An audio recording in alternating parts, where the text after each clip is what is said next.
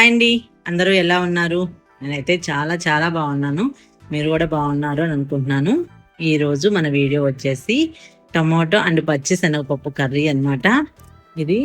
ఈ కర్రీ చపాతీలో కానీ, దోసలోకి, పూరీలోకి, వేడి వేడి అన్నంలో కూడా చాలా అంటే చాలా బాగుంటుంది. చాలా టేస్టీగా ఉంటుంది.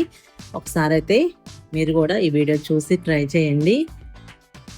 టేస్ట్ మాత్రం సూపర్ అంటే సూపర్గా ఉంటుంది. ఇప్పుడైతే మనం ఎలా చేసుకోవాలో ఒకసారి అయితే ప్రాసెస్లోకి వెళ్దాం. ఓకేనా? ఇక్కడైతే చూడండి, నేను 1/2 kg టమాటా అనమాట. 1/2 kg టమాటాలు బాగా పండినవి తీసుకున్నాను. ఈ 1/2 kg టమాటాకి నేనైతే చూడండి, పచ్చిశనగపప్పు అనేది 1/2 kg టమాటాకి ఈ బౌల్తో ఒక బౌల్ తీసుకున్నాను అనమాట. అరగంట అయితే ముందు నానబెట్టేసుకున్నాను. తర్వాత వచ్చేసి ఒక ఆనియన్ అయితే సరిపోతుంది. ఆనియన్ ఎక్కువ వేసుకున్నా కూడా కర్రీ అనేది స్వీట్ వస్తుంది. ఒకటైతే సరిపోతుంది అనమాట. చూడండి, ఇప్పుడైతే ఇవి చిన్న చిన్న ముక్కలుగా ఇలా కట్ చేసుకుందాము. ఎంత చిన్నగా వీలైతే అంత చిన్నగా కట్ చేసుకోండి. కర్రీ అనేది గ్రేవీ బాగుంటుంది. చూడండి, 2 పచ్చిమిరపకాయలు అయితే ఇలా కట్ చేస్తున్నాను అనమాట. ఇప్పుడైతే దీనికి మనం తాలింపు ప్రిపేర్ చేసుకుందాము. 2 టేబుల్ స్పూన్ల ఆయిల్ అయితే తీసుకున్నాను. ఇది గ్రేవీ కర్రీ కాబట్టి కొంచెం ఆయిల్ తక్కువ తీసుకున్నా పర్లేదు. ఇందులోకి తాలింపు గింజలు అన్నీ కూడా పచ్చిశనగపప్పు, ఆవాలు, మినపప్పు, జీలకర్ర ఇవన్నీ యాడ్ చేశాను. చూడండి, 2 ఎండుమిరపకాయలు అయితే యాడ్ చేశాను. ఈ టమాటా పచ్చిశనగపప్పు కర్రీ అయితే చాలా తక్కువ టైంలో కూడా అయిపోతుంది అన్నమాట. చూడండి, ఇక్కడైతే మనకి తాలింపు అనేది ఫ్రై అయిపోయింది కదా. ఇప్పుడు దీంట్లోకి కొంచెం ఒక కరివేపాకు రెమ్మ అనేది యాడ్ చేద్దాం అనమాట. చూడండి, ఫ్రై అయిపోయింది కదా. ఇంకా కరివేపాకు కూడా మనం ముందుగా కట్ చేసి పెట్టుకున్న టమాటో, పచ్చిమిర్చి, ఆనియన్స్ అన్నీ కూడా ఒకేసారి తాలింపులో వేసేసుకోవచ్చు. చూడండి, టమాటా ఎంత వాటరీగా ఉన్నాయో మనకి తాలింపులో వేస్తుంటేనే అర్థమవుతుంది అనమాట. ఇదంతా కూడా ప్రాపర్గా ఇలా కలబెట్టేసుకొని, ఇప్పుడు మనం ముందుగా అరగంట పాటు నానబెట్టేసుకున్న పచ్చిశనగపప్పు ఉన్నాయి కదా, ఈ పచ్చిశనగపప్పు వాటర్ ఏమి లేకుండా వేసుకొని యాడ్ చేస్తున్నాను. చూడండి, ఇందులో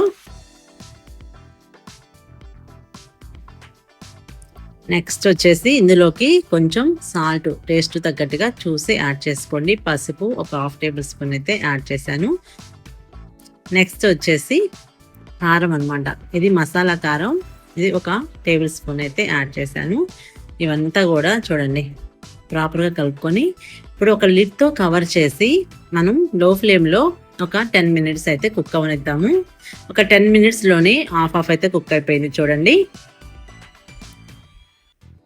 అసలు ఎంత ఎమ్మీగా టేస్ట్ అయితే చాలా అంటే చాలా బాగుంది. వేడి వేడి అన్నంలోకి కొంచెం కర్రీ వేసుకొని తిన్నామంటే బస్ సూపర్ అనాల్సింది, అలా ఉంటుంది అనమాట. మసాలాలు కూడా ఎక్కువ ఏమీ వేయట్లేదు. చూడండి, ఒకసారి ధనియా పౌడర్ అయితే కొంచెం యాడ్ చేశాను. ఒక 1/2 టేబుల్ స్పూను ఎండు కొబ్బరి పౌడర్ అనమాట, కొంచెం యాడ్ చేసుకోండి. టేస్ట్ ఇంకా బాగుంటుంది. అంతా కూడా ఇలా కలబెట్టుకొని ఒక 2 minutes మళ్ళీ మనం లిడ్తో కవర్ చేసేసుకొని కుక్ అవనిద్దాము.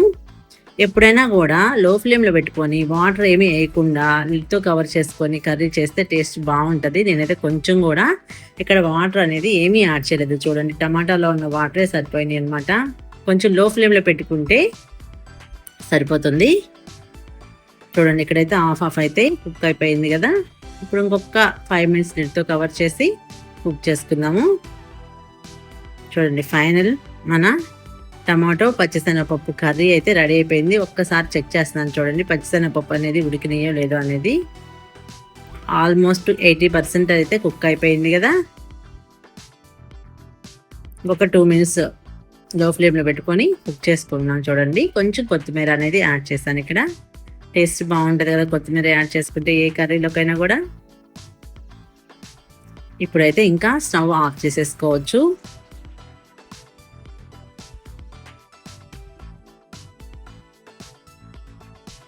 చూడండి, ఆయిల్ అంతా కూడా పైకి వచ్చేసింది కదా. వేడి వేడి అన్నంలోకి సూపర్గా ఉంటుంది.